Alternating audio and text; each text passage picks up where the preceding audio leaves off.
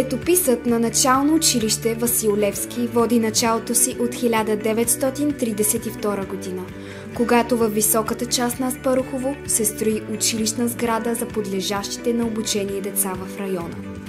На 25 август 1950 година училището отваря врати, за да приеме първите 150 ученици на самостоятелно начално училище Васил Левски. Не случайно училището носи името на българския национален герой. Мисията на училището е стремеж да възпитава учениците не само в академични знания, но и в ценности, които Левски е отстоявал – свободата, справедливостта и любовта към родината.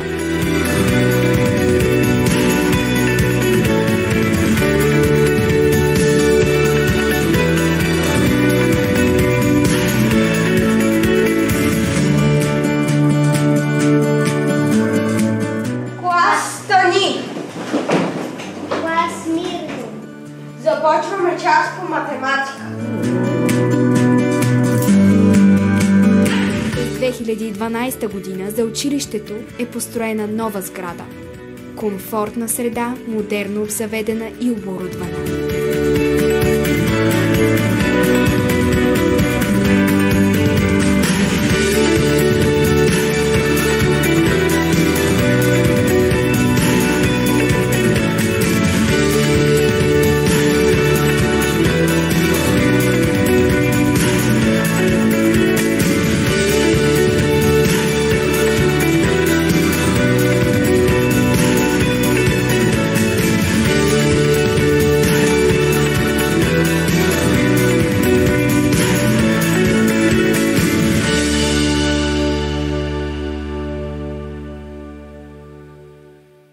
Казвам се Младен Станев, приятел на училище Васил Левски от дълги години.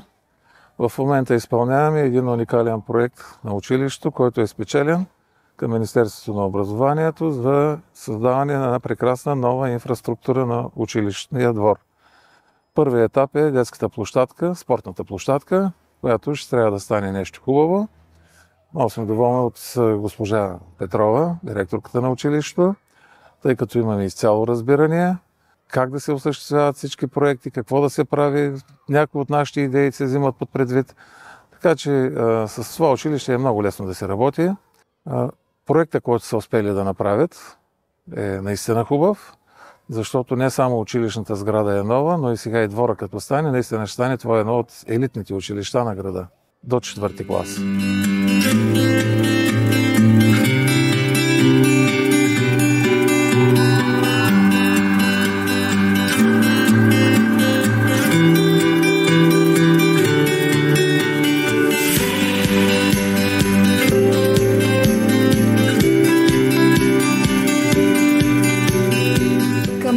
В училището се обучават близо 330 ученици, които със своите успехи в науката, изкуствата и спорта достойно защитават и издигат авторитетите на начално училище Васил Левски, за да се утвърди то като символ на качествено образование и спокойна, уютна образователна среда.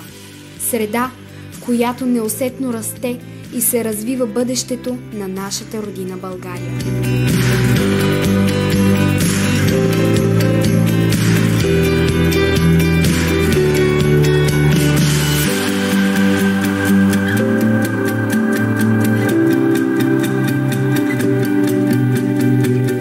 Клас равенство.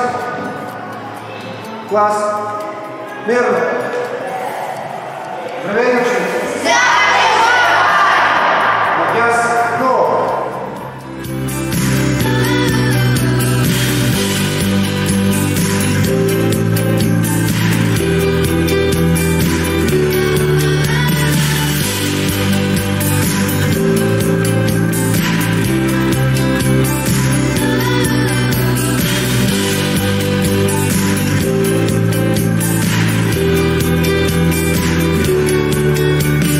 В начално училище Васил Левски родителите са партньори на училището. Заедно учители и родители работят за формиране на общо човешки ценности и добродетели, за развитие на индивидуалността на всеки ученик, за възпитанието на учениците в дух на патриотизъм и уважение към българската история, книжовност и общо човешки ценности, свобода и благоденствие.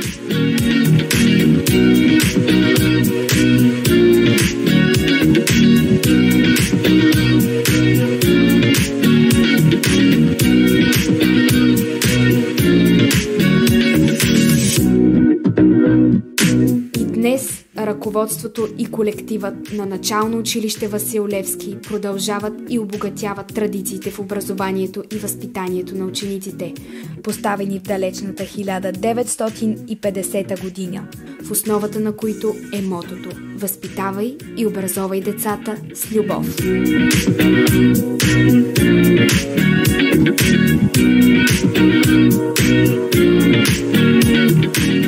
Здравейте! За тези, които не ме познават, аз съм Станислава Иванова и в момента съм учителка на ученици в първи клас.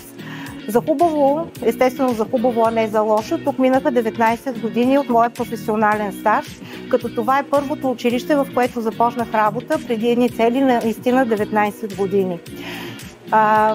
Бях част от колектива на, ако можем да го наречем, старото училище, старата сграда и всички колеги, които тогава видях, които работиха тук, бяха наистина големи професионалисти, но по-важното за мен беше това, което видях в техния дух. Творчески, борбен, отстояващ и благодарение на тях днес ние, учителите и учениците, работим и живеем, наистина живеем тук, в новата сграда на начално училище Васил Левски. Като заедно с всички мои колеги ние работим за създаването на едно успешно бъдеще на децата от квартала Спарухово. Както се казва, нека бъде мир и светлина в очите, в душите на хората, с които е свързан нашия житейски, професионален и творчески път. Успех и в следващите 75 години!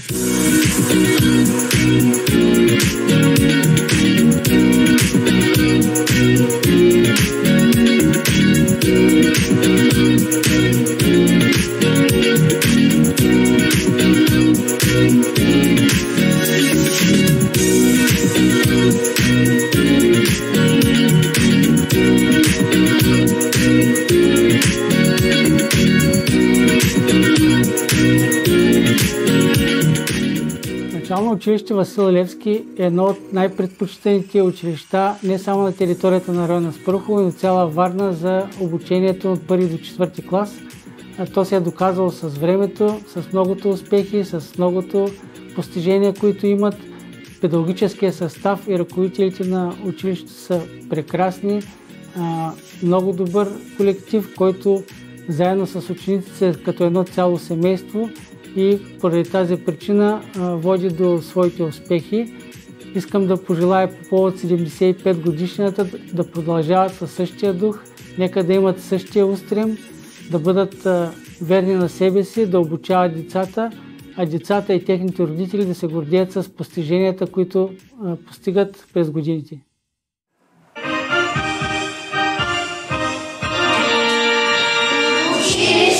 Любимо наше, сгушено в красива планина.